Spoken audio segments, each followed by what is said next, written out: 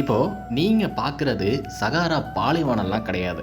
முப்போகமும் விளையும் தஞ்சாவூர் மண்ணு தான். தஞ்சாவூருடைய ஒரு பக்கம் முழுக்க பசுமையாக இருந்தாலும் தஞ்சை வல்லத்தை தாண்டின பிறகு இந்த மாதிரி இருக்கக்கூடிய இடங்களை தான் அதிகமாக பார்ப்போம்.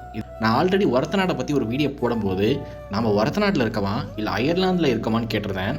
இப்போது நம்ம வல்லத்தில் இருக்கோமா, அப்படி இல்லைன்னா சகாரா பாலைவனத்தில் இருக்கோமாங்கிற அளவுக்கு நம்ம தஞ்சாவூர் மாறிடுச்சு. இதுக்கெல்லாம் காரணம் அரசாங்கம்னு சொல்லி தட்டி கழிச்சிட மாட்டேன், நம்ம மக்கள் தான் காரணம். நான் ஒரத்தநாடு பகுதியை பார்க்கும்போது ஒரு 80 வயது முதியவர் தன்னுடைய ரோட்டு பக்கத்தில், அதாவது அவர் வீடு கூட கிடையாது, ரோடு பக்கத்தில் சின்னதாக கருவேல மரம் வளர்ந்ததை பார்த்து, சின்ன செடி தான், அதை பிடுங்கி எரிச்சிட்டு போனார் அவர் 80 வயசில்.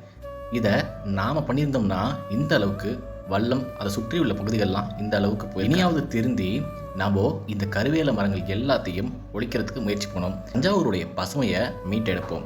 இதெல்லாம் நீ ஏன்டா பேசுகிறேன்னு கேட்டால், மதுரைக்கு மதுரைக்காரங்கிற மாதிரி நானும் மதுரைக்காரன் தான்டா, தஞ்சாவூருக்கு தஞ்சாவூர்காரன் தானே பேசுவான்.